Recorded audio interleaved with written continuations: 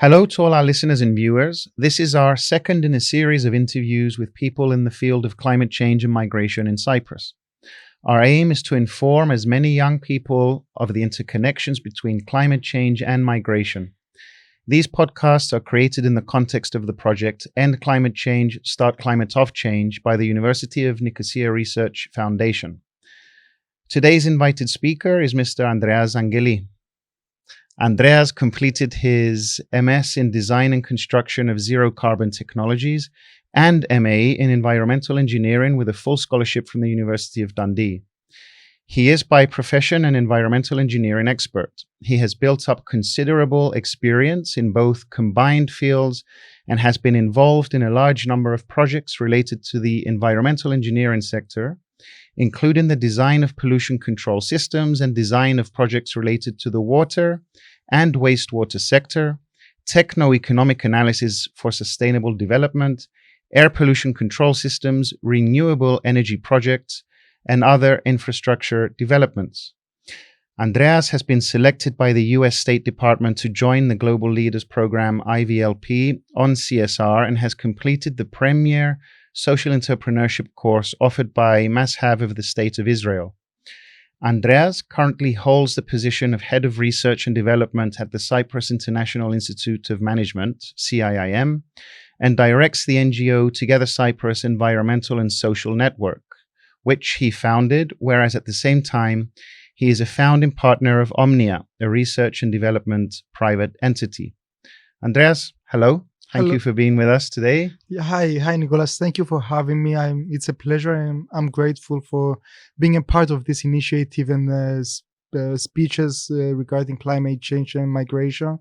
So I'm ready to just have a formal chat. Yeah, of course. The pleasure is all ours, of course. But before we get started, reading your bio, where do you find the time for all of these initiatives?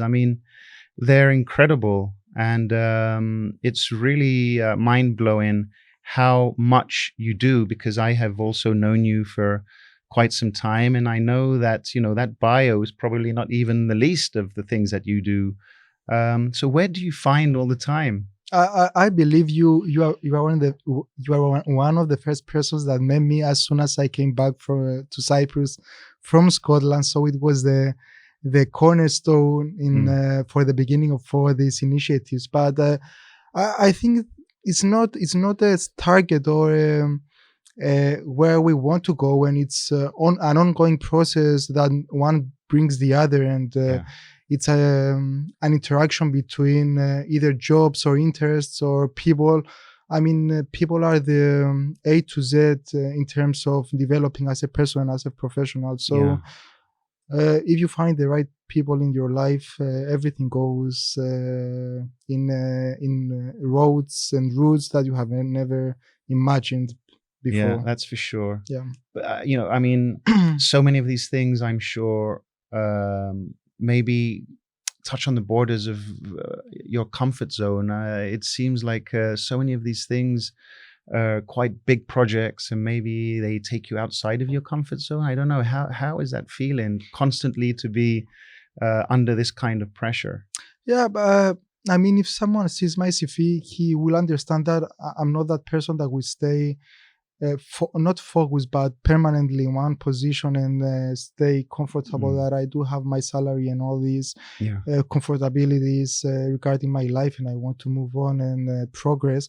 But at the same time, this is what, let's say, the millennials have this social consciousness that they want to give back to the community in terms of environmental and social issues. So it's kind of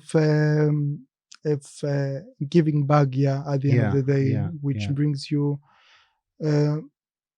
happiness and more and completes your other part of this your life. Feeling of complete satisfaction. That's great. So can I ask, before we look more at the issues of climate change, what is Let's Do It Cyprus, and what does the NGO Together Cyprus wish to achieve in terms of its overall goals?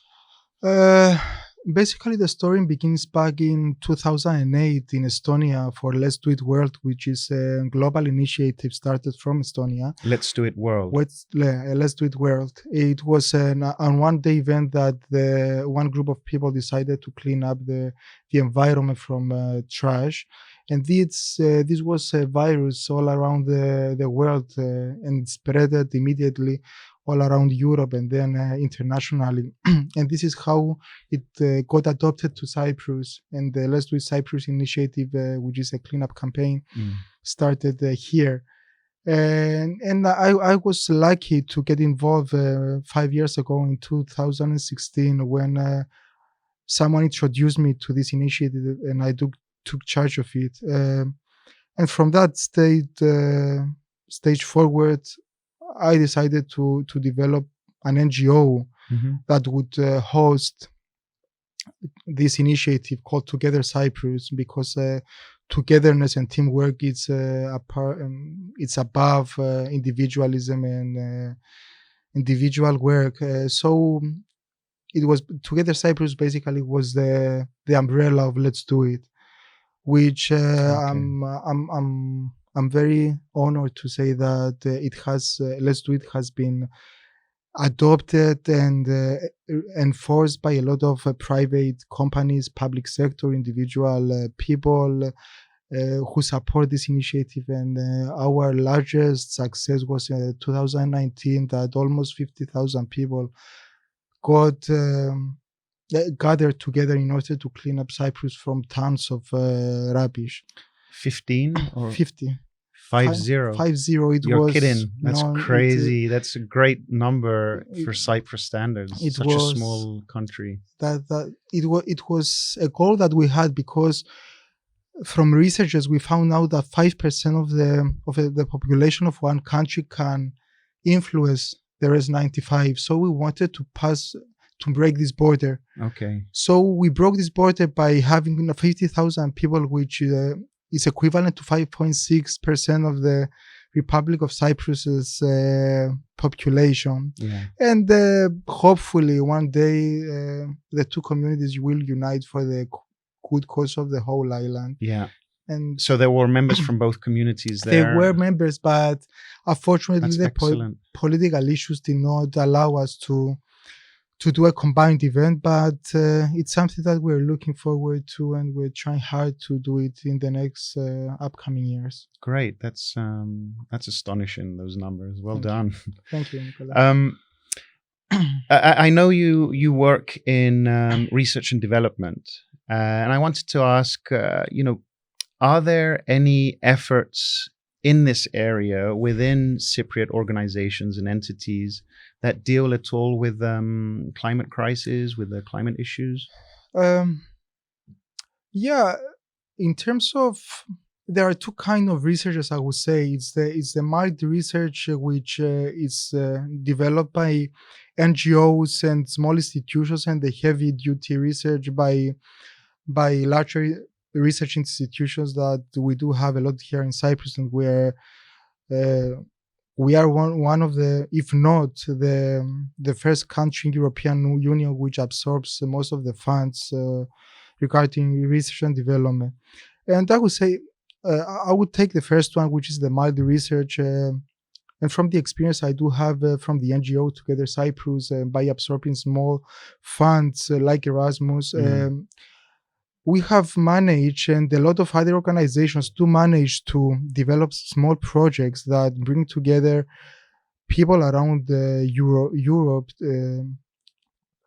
mostly on issues about climate change. People and especially youth are very sensitive about this issue.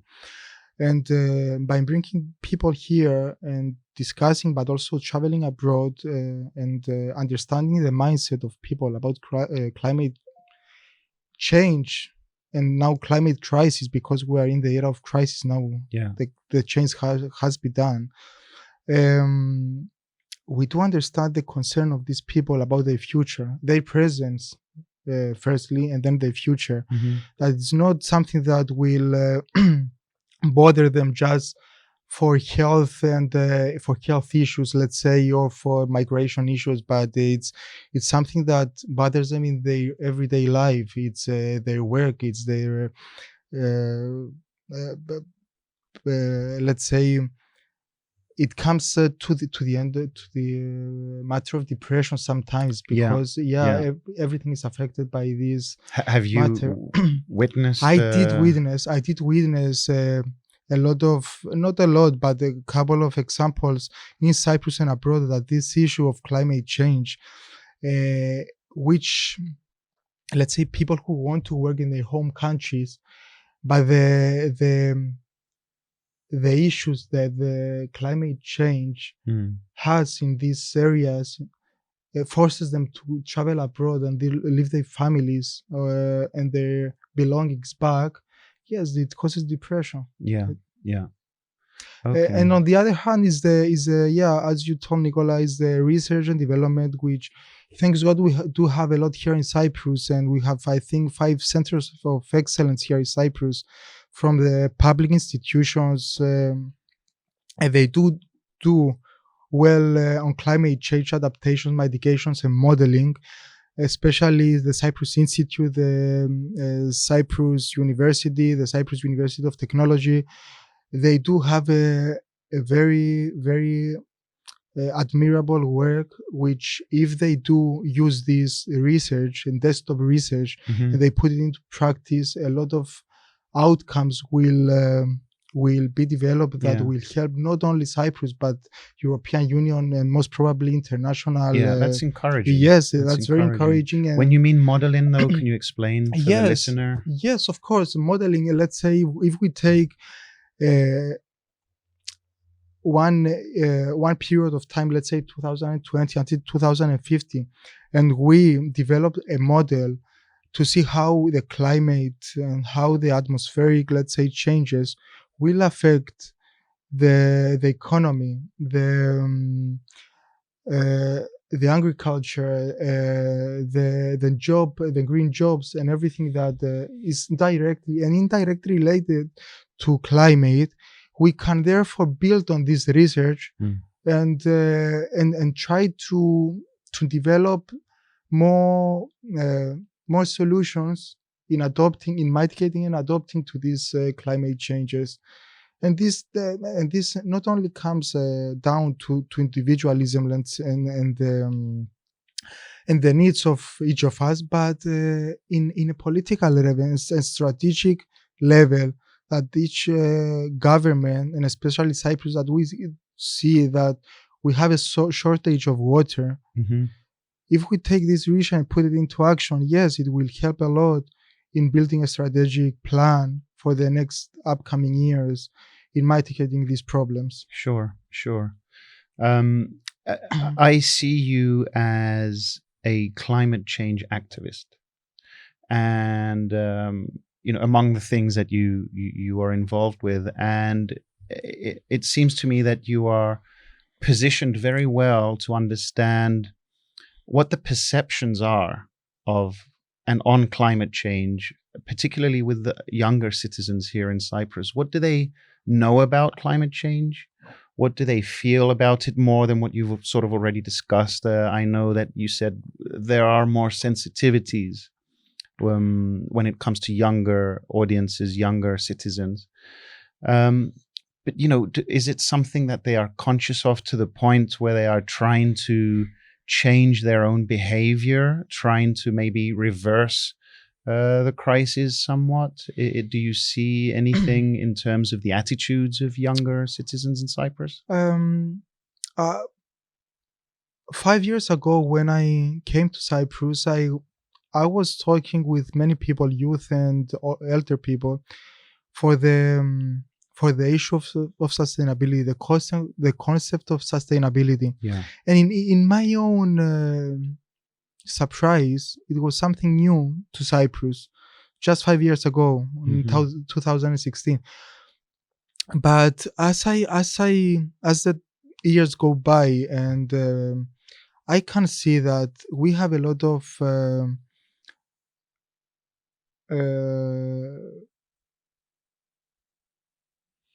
we do have we try to adopt a lot of practices, a lot of initiatives and moves that When you happen say globally. we, you mean We Cyprus. okay, Cyprus youth. as a Yes, whole. as a whole, and especially youth. Okay, Youth. yeah. Yeah, youth. That's good. I mean, Youth. And one good example is the Climate for Youth, yes, which started not many years ago, 3 years ago, yes, I do believe. And now we do have a movement here in Cyprus that they do try to target the political parties and transfer their will to change the ecosystem of climate change, the ecosystem of the youth towards a greener and better and sustainable future. So yes, I can see that we do have every week. Let's say every week, if we check on social media, there are cleanup events. yeah, If we check on social media, there are events that try to move this, to pass this sense of being a better citizen towards the environment, because the environment will give back to us yeah. at the end of the day. I'm very optimistic. I'm very optimistic about the youth, but at the end of the day, we need to recover from what the past generations left to us. Of course, This is the issue now, that nobody was considering the environment, but only the financial issues. And now we need to try and find a balance between environmental, financial, and social issues to find the best model that it's called sustainable development. Yeah. It also seems to me that depending on your cohort, on your age, on your background, we can be affected with different kinds of messages. For example, as soon as my children were born, for me, it became a lot more real, the whole issue. I was always conscious. I was always, recycling and the main aspects, trying to consider my carbon footprint. But it became real when there was a future that, I was linked to with my children. So, maybe the messages that will affect me are different than, say, the messages that are impactful on younger cohorts, for example. Yeah, that's very true.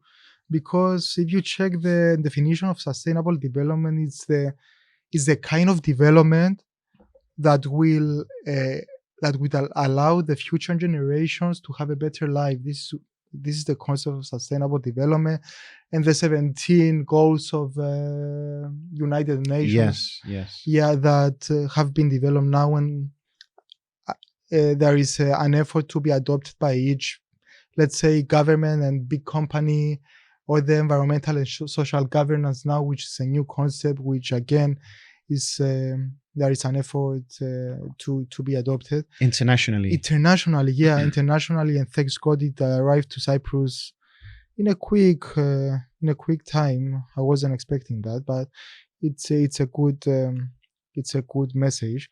But yeah, as soon as you see and you have kids like yourself, you understand that the best gift for them is a better world to be given. So hopefully we will consider the environmental issues in a deeper way than just planting trees or collecting rubbish, which again is something important, but it's not only that.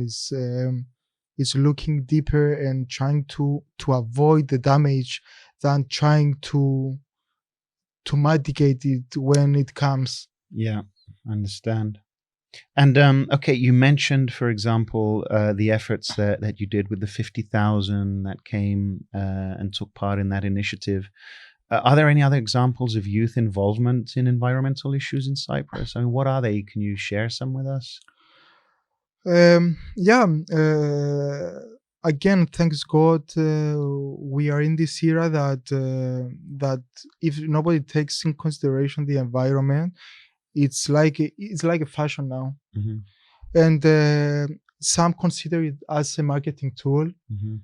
But at the end of the day, it doesn't matter Yeah. because The outputs the matter. output is the Yeah. output that Yeah. matters. Yeah. So 3 years ago, the parliament has given to youth the voice, and it's called the parallel parliament, which is it's comprised by youth, and there are parallel parliaments. One is technology, one is social enhancement, and the other one is environmental protection. And this parliament of youth has been developed, and they do discuss everything that that we as young people want to change and see the change in this community, in this government, in this country before it gets to the actual parliament. Hmm. So this is a good initiative that we as a community try to discuss everything before it gets Yeah. to the decision makers. But if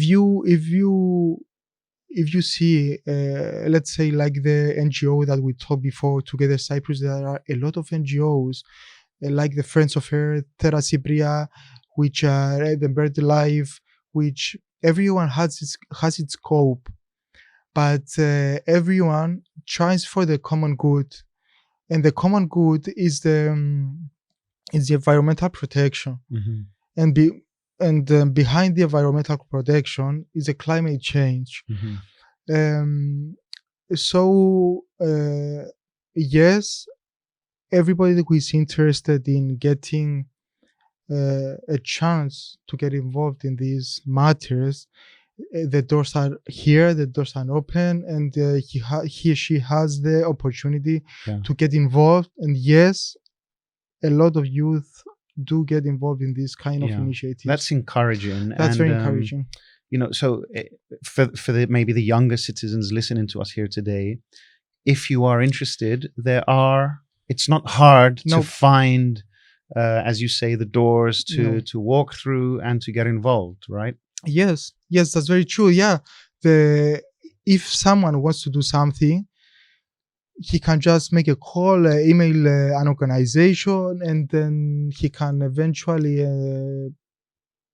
get involved in any action. That's Yeah. excellent. You also mentioned earlier, I remember I picked this up when you said something about green opportunity jobs as well. Can you sort of expand on that a little bit? I mean, if you're a younger professional, is it something you can consider in pursuing as a career? And I guess as an extension to the question, does Cyprus help towards the development of such positions at all? 1 year ago, the Green Deal has been agreed by the European Union. And now, 1 month ago, not even a month ago, in Scotland, it was the Climate Change Conference, COP26. the COP26, that also the president of Cyprus agreed that billions of euros will be offered for green jobs and green opportunities, and also the protection and enhancement of the Cyprus environment. So if, in my opinion, everything now will be linked to the green economy.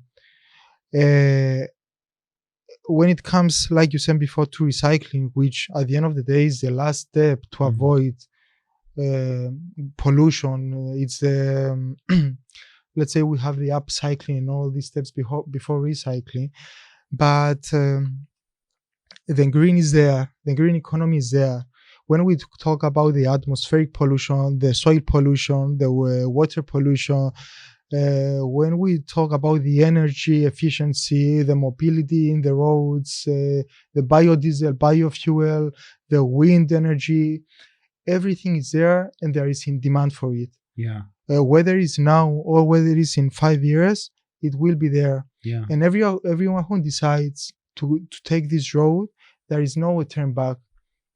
green economy is there and it has to be done. Yeah. Where we are already late in mitigating this climate crisis. So, especially youth who want to choose an engineering, let's say, career and science career, then green is the future. It's the present and it's the future. Do you feel there is an actual possibility of creating enough solar farms here in Cyprus to keep us not having to rely on fossil fuels? 100%, 1000%. Yeah.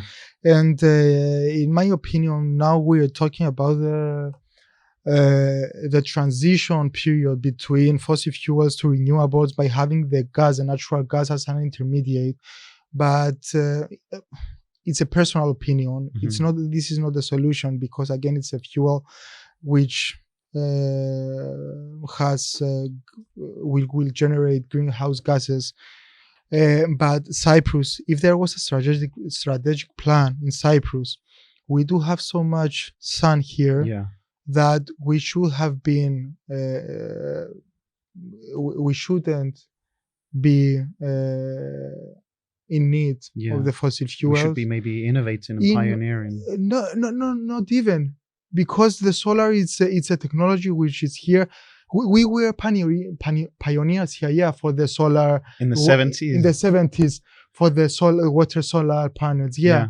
And now every house exactly has already a solar panel on their, on their roofs. Why not now enhance the need, the demand for solar energy generation? Yeah.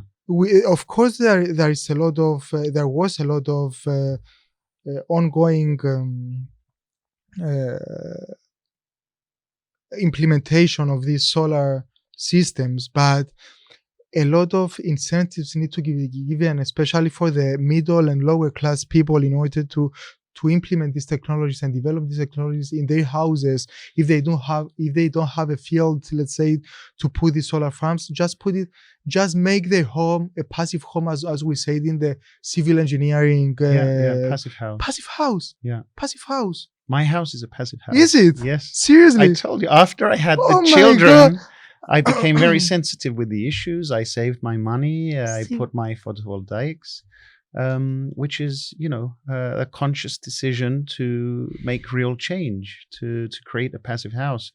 And it's not heart surgery for a decision of a homemaker to create a passive house. It's just really another way of designing a building which is a lot more friendly for the environment. Indeed, it is, and it's cost effective for your pocket as well in the not so long term, because many say that it's a long term investment. No, it's not. And I don't know if you want to elaborate more, but. Well, look, for me, it also is a cleaner environment. I mean, when you're in the house, it's just, you feel like the air is just fresh, and that it's also more insulated, so you don't have to have the heating on all the time or the air condition in the summer all the time. It's just ridiculous that new homes are not all built this way, in my opinion. So I'm very happy that I made the decision, and I had this discussion with my architect and the construction company that helped me do this. There aren't many in Cyprus, so I was very happy with making the decision. But I'm also interested now, maybe to look a little bit more focused on what our project is involved with. End climate change, start climates of change is very much interested in looking at the connection between human-induced climate change and forced displacement. The environmental refugee and irregular migration. You read some of the studies which are out there at the moment, as you say, looking at these models, etc. And the figures are alarming, to say the least. If we continue, one study I remember looking at just recently notes that if we continue along the same lines, by 2050, there might be as much as 1 billion people displaced from their homes. And this is irreversible. It's not for a while. There's no returning back from this. So I don't know what you feel, what your thoughts are on this issue. Of course, Cyprus is very much affected by this and will be affected, not least because of our geographic location, but for other reasons as well. We too might be affected by this. So what are your thoughts on this? If we take Cyprus as an example, because of the geographic location of Cyprus, let's say, which is placed in the Eastern Mediterranean of Europe, we will very soon affected by the issue of desertification. Yeah, we have shortage of water, and when we do have rainfall, it's not the systematic rainfall that let's say the soil will absorb the water and the dams will get full, but it's a very heavy sudden water rainfall that will not help our forests and our ecosystem to bloom as it used to be. This also has an effect in our health. Mm-hmm. Let's say now we're talking about the COVID era. Mm-hmm. And in Cyprus, we had, let's say, 500 deaths during the last 2 years. But do you know that the statistical, let's say, service of Cyprus reports that every year we have 600 deaths because of pneumological issues, because of the atmospheric pollution? This is an example, let's say, of not protecting our ecosystem, allowing these greenhouse gases and the climate change to affect our health. And if this climate crisis continues, will I stay here in Cyprus, or will I move to another country which will offer me a better life and better health benefits, etc.? Of course I will do it. I will not stay here if it's my option, and it is my option. So this is a very mild example.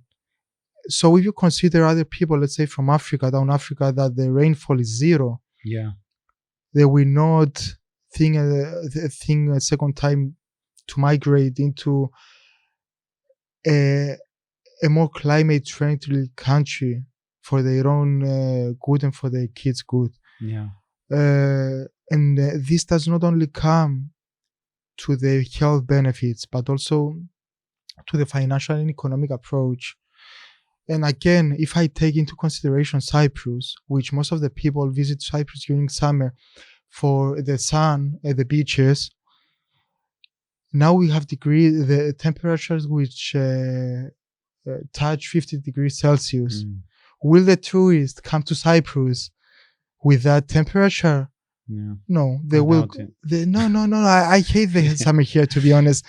So they will go towards northern countries that will enjoy the sun in a better way, and this will affect the economy. From the middle class, the shopkeepers, to the tourist offices, to the restaurants, horeca industry, and everybody. So we will try to find either new ways to adopt or migrate. So it's a very straightforward issue that we have not yet understood, and it seems because some of these, again, studies that I've looked at, they posit that it's not a matter of, whether it's going to happen or not. It's going to happen. It's not a matter of when, how. It's a matter of when. And if this is the case, it's very important that we do not, in a way, suffer from recency bias. It's okay now, everything's okay now. But as things proceed along these lines, certain regions of the world, in Africa, as you say, will have to be displaced. So this will affect all kinds of other social issues as well. I'm assuming, when we look at migration issues and problems that Europe, for example, is currently going through, there seems to be issues there, with how one country might want to protect itself more from this rather than be more open to the situation. So who will accept these people is just one of the many issues that we need to consider, and it's very important, in my opinion, and I'm sure in yours too, that we manage to reverse this trend as much as possible, which is again a big reason why we have invited you here today. I agree 100% with everything that you said. And I'm trying to think and see what they're doing, let's say in other countries, to make this irreversible, the climate change. And as far as I can understand, it's not something that it's day and night, it's black and white. It's something that it has been done. We need to start thinking of our next steps, not to reverse it because it may be reversible, but to at least to conserve what we have. Sure. And slowly do the steps in order for a longer vision to enhance, let's say, whether it's called biodiversity, whether it's called energy generation by renewables or greener mobility,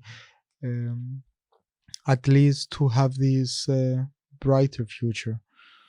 So thank you for having me. Andreas Angeli, thank you so much for being here. Thank you for the interview. It was, on the one hand, very encouraging. Some of the messages that you sent out today are encouraging, and we do see that younger citizens are trying to get more involved, which is great. But on the other hand, we also have to be realistic and understand that the situation is not about something that we can kick down the road for future generations. It's something that we all need to act upon now. So thank you so much for your time here, Andreas. My pleasure. Thank you so much. The aim of the project End Climate Change, Start Climate of Change is to raise awareness of young EU citizens and the critical understanding of migration caused by climate change, as it is considered one of the biggest challenges in the world. Through the implementation of the project, the Research Foundation of the University of Nicosia aims to inform the young citizens of Cyprus about the relationship between the economic system in which we live, our way of life, and the human impact on climate change in the world south. The project is funded by the European Commission under the program Development, Education and Awareness Raising, DEAR, of the European Union.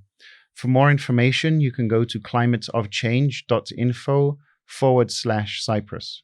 My name is Nicoli, and thank you so much for your time. My pleasure.